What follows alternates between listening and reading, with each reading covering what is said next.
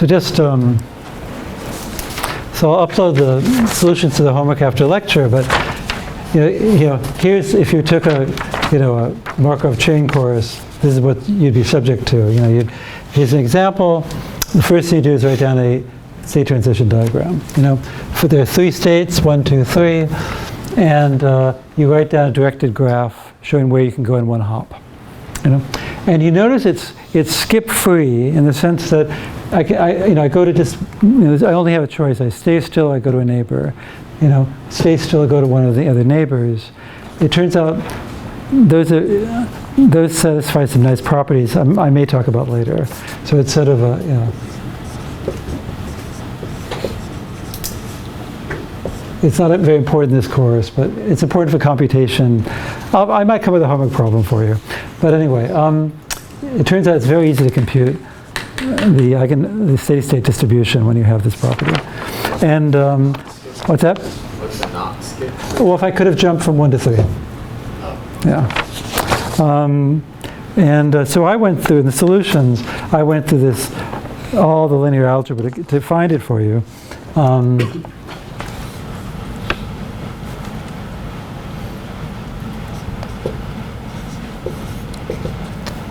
So it's 1, is this what you all got? 1 minus epsilon 2, and then, maybe you did numerically. So there's lambda 1, lambda 2, and lambda 3, and you can see this satisfies the theory perfectly, because I've got lambda 3 is strictly less than lambda 2. And so we know that if I look at Pn from x to y, minus pi of y, I could write that as less than or equal to some constant times 1 minus epsilon 2 to the nth power. All right. It might be a crude bound. I might have to make this really big to wipe out the influence of this lambda 3 term, because lambda 3 does have an influence, but it goes to 0 so fast I can sort of ignore it. And the eigenvector, the left eigenvector is easy to come up with as well, and I gave you the answer already. But that's that. So what about the rest of this stuff?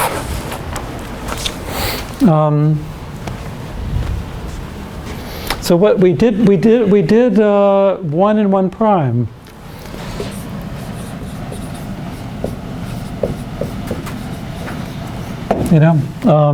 Provided we make this assumption that we can move all the by using this. The base of my assumption was by subtracting off this outer product, I move all the eigenvalues strictly within the unit disk. That's the assumption, and that gives me what I called 1 and 1 prime. I get a well-defined limit that probably going from one state to another and in steps goes to a steady state value at a geometric rate. So nailed it. What else was there? Yeah. So, I have a hard time seeing how that connects to 1. What was 1 again? The limit as k goes to infinity. Oh, okay. All right, I'll put a question mark there. So what about the expectation of C of xn given x0 equals x? Yeah, thank you. That is worth a comment. All right. That's equal to the sum over all y of the probability in n steps of going from x to y times C of y.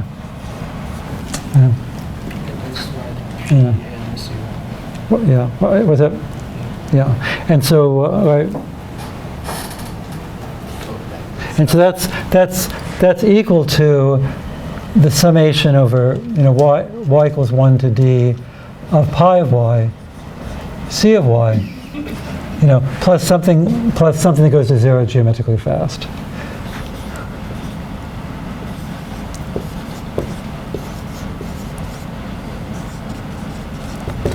Yeah. And so that's our eta. So thank you.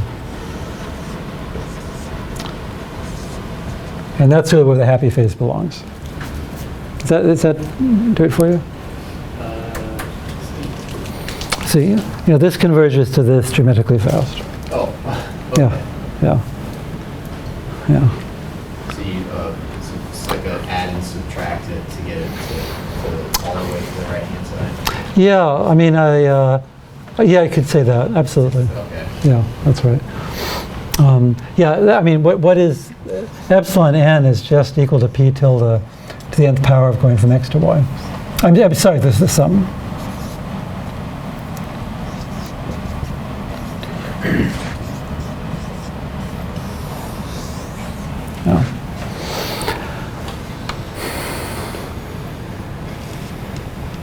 Yeah. So I understand we're kind of developing a theory, but later when we have a cost function, we're going to use this. So like in this, like if you actually were trying to solve some problem, like you wanted to minimize a cost function, so like this theory that we're developing now, we will use later. Yeah. Oh yeah, like right here, right now. So what was 2 Poisson's equation?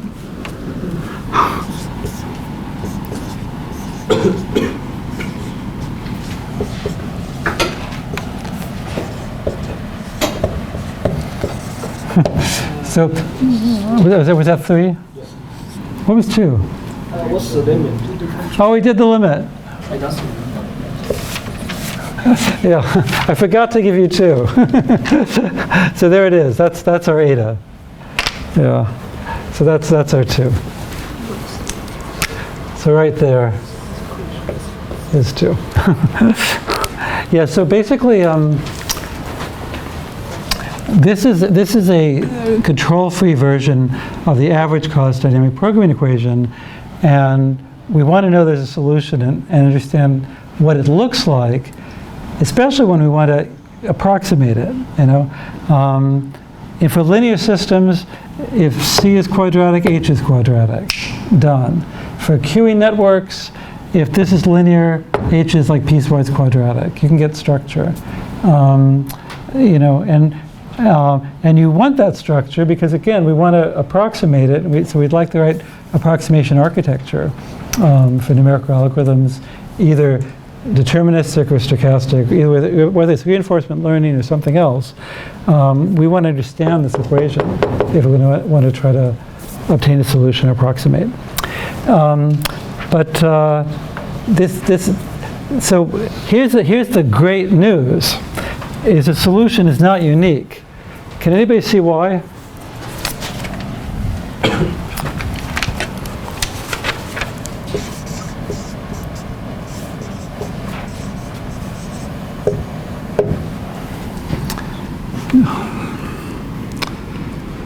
It has to do with the fact that P1 equals 1.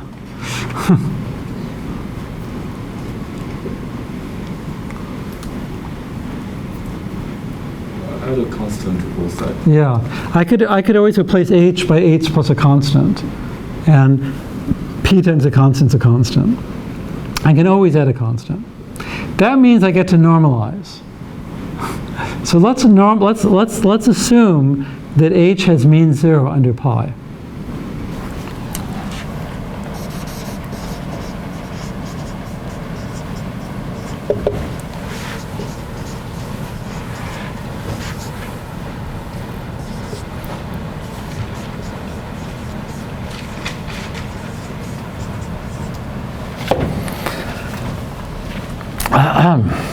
Okay? Now you all see what I mean. I can take H, H is a vector. It could be 22, 34, 168, minus 85, whatever. It's a sequence of numbers. I can subtract a constant from every one of those numbers. Subtract 10, subtract 10, subtract 10 on every one. That's what I mean by subtract a constant. Adding a constant doesn't change anything. P times a constant is a constant. I add it to both sides. The equation's preserved. All right. So I can just so once I impose this, we will see I get a unique solution because I'm going to give it to you, and it's sitting there. You see why I didn't erase that?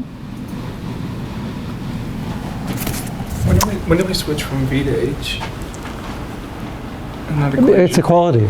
Yes, it's because I really want to be careful in distinguishing a Lyapunov bound. There's two different worlds. So there's the Lyapunov theory, where we use a V, and I'm emphasizing V's a non-negative function typically blows up for large x, and I'm trying to get a bound. There's an inequality.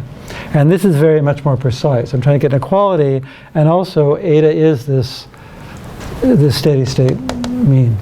You know, so it's a definitely a different context. But can you see what I'm going to do, everybody? Come on.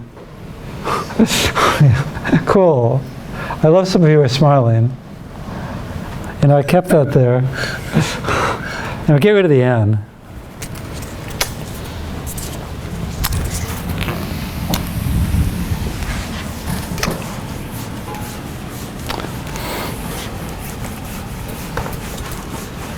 So the problem with this, it's a really nasty, it's a fixed point equation. I mean, but let me go to the problem first. Here's the issue. Is that I can write this as h minus p equals c, what is it again? So at h minus p, I'd get c minus eta, right? You know? Oh, I'm pH, I mean, yeah. Sorry. I got that? Yeah. And you know, it's, actually, let me write this as c tilde, so it's really a function. So c tilde of x equals c of x minus eta. It's convenient to do that, so I can emphasize, so I don't have to keep saying eta is a function which is constant, takes on just the value eta. You know, that can confuse people. But this is just a normalized function. What you'd like to do is just say, well, this is just equal to I minus pH, and invert.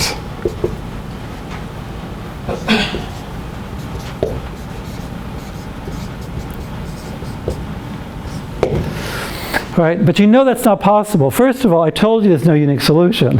If there's no unique solution, you can't invert and get a solution, right?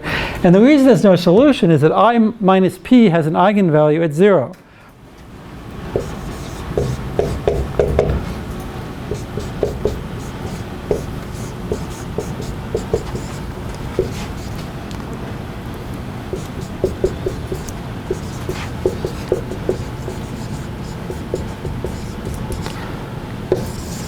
Okay, you know, basically, if I want to invert this, all the eigenvalues have to be non-zero. But what you do is, you know, you use this wonderful machinery over here. I look at p tilde h, which is my p minus 1 cross pi, right? All right, so again, I'm trying to solve this equation.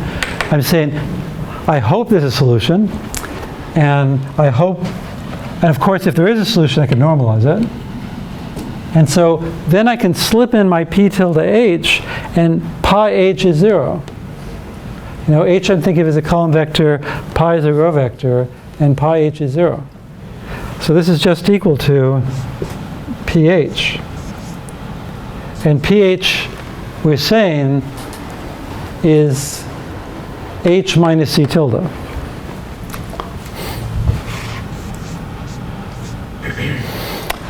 And now I can have a happy face, because now I can do the same thing I did here, but instead of p, I have p tilde.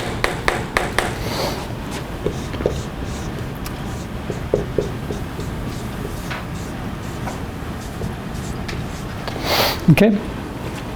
So from here, I take the p tilde h to the right-hand side, the c tilde to the left-hand side. I'm just rewriting that equation here. And so there it is.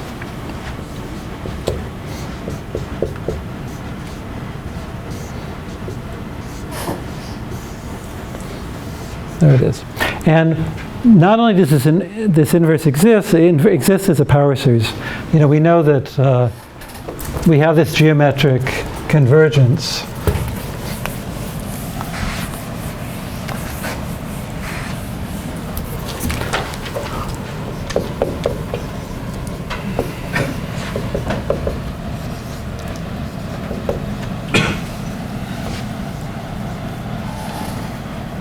because this p tilde at the end goes to 0 geometrically fast, the sum is this inverse. Go check. You know, just multiply I minus p tilde by both sides. You will get I. Okay, because this goes to 0 geometrically fast. So you can express it as a power series expansion. You would never use that numerically. You would just go through and use this. But this inverse exists again because this goes to 0 geometrically fast. And I mean, we constructed it so all the eigenvalues of this. This doesn't have any eigenvalues at 1, so this has no eigenvalues at 0. So that's happy face number 3. So there it is. Now, that's a horrible representation, as it turns out. There are representations which are much more intuitive, which I'll show you later on. This is an algebraic formula where you can't imagine you get insight. And there are other expressions where you will. Is Yeah. H an eigenvector? No, it's nothing. Well, so It doesn't have a name. is it 'cause It's a solution to Poisson's equation. the dot product with pi is 0? Oh no! I assumed it. Normalization. No. Normalize. I said it's not unique. You know, I want to represent it through some inverse formula, and I know I can't because it's not unique. So I make it unique by saying let's take its mean to be 0. Okay, and by that clever trick, I can replace pH by p tilde h. Because this times h is 0. So but we get by solving that What? that this will be true. Say it again? So H in the box over here, Yeah, this is a solution to that equation. and it will satisfy. Oh yeah, look at the equations. Oh yeah. Take a look. So then Yeah, so we did it. if pi, So this is a unique solution satisfying pi of h equals 0. You know, I mean h means 0 under pi. but if pi is a left eigenvector of P, would that make H It is. the right eigenvector? No, h is nothing. Look, h solves this. This doesn't have a name. I mean, we've written this as pH equals minus c tilde. I mean h minus c tilde. And if Poisson was around, he'd say, no, say divergence h equal, that's how he'd write it. Anybody here in physics? So this would be the Laplacian in physics, and this would be the forcing function, So Balance the equations, essentially. no, it's just we'll call the Laplace equation. I mean the Poisson's equation. Yeah. So if you look at a particle with a reflecting barrier, then you can, find an equation like this. You have to solve to see this probability of where it is. Okay. So anyway, this comes up in physics all the time. They'd write it like this, and this is nothing like an eigenvector. No. Only, I guess, if it was, if C tilde for some reason was a multiple. Well, if C tilde was 0, then H would be 1. Then it would be an eigenvector, but we don't care about that. So you could say it's a generalization of an eigenvector in that sense, but that's not very helpful, Yeah. The only reason I had asked this because Yeah. before we had to find out V was 0. Yeah, no, but that was just a normalization. And in fact, this is not a good normalization. This is just for me to give you a quick representation. I'll give you nicer, again, like I said, I'll give you nicer representations that give insight and are more useful for a numerical approximation for algorithms later on. So that's it. We did everything. I promised you we'd do it in 10 minutes. It took more like 40. So it's a good time to stop. So you can't find this in books as far as I know. It's just for an engineering audience, it's so cool to get it all this fast, just saying that, right? If you take a course in Markov chains, you've seen this before? I mean, then they talk about irreducibility. It's all about communication. So basically what turns out is the fact that I can get from 1 to 3 by taking two hops, and from 3 back to 1, and from 1 to 2, and from 2 back to 1, this is called an irreducible Markov chain. And because from 1 I can go back to 1, it's an aperiodic Markov chain. And guess what? The fact that I can communicate and the fact that I can stay still implies that. Yeah. So there's an algebraic, there's a linear algebra viewpoint, which for some reason is never in the books, and then there's a communication viewpoint, which I'll develop next lecture. Okay. Basically, which hopefully is a review for many of you. I don't know, but anyway. What do we do with H once we have it? It's the Bellman equation. Oh, no, it's the Bellman equation. So remember the first lecture? I had the minimization over u of c of xu plus the expectation of 8 star of xt plus 1 given xt equals x and ut equals u. And that was supposed to be equal to 8 star of x plus eta star. Okay? So the minimizing u will be my optimal policy for an optimal control problem. And if you plug in the optimal policy, then that 8 star is a solution to Poisson's equation. You know, it's basically, so in order to understand this horrible, complex, nonlinear equation, you should understand its linearization first, put it that way. And one way to solve this is something called policy iteration, where you, or policy improvement it's called. You give me a policy, I solve Poisson's equation. And then I do some minimization and get a new policy and solve it again. All right, and so this is a part of the engine of algorithms to approximate and compute that. And TD learning, about approximating that. It's like a That's all it is. subroutine with another. It's a subroutine, if you like, yeah. It's also used for simulation a lot, and that's beyond the scope of this course, I guess. But it comes up in terms of understanding how quickly a simulation algorithm converges. If I want to know, if I want to compute where did eta go, if I want to compute eta through simulation, and I want to know how long it takes to converge, I go through and look at my friend here. Maybe I'll give you a homework problem to illustrate that. We'll see. It comes up all the time. But you'll see. You'll be patient. You'll see. But I'm glad you asked, because it's nice to remind you. There's the the shining object at the top of the hill that we'll never get to, and we can only approximate it. Yeah. All right. So have a good weekend.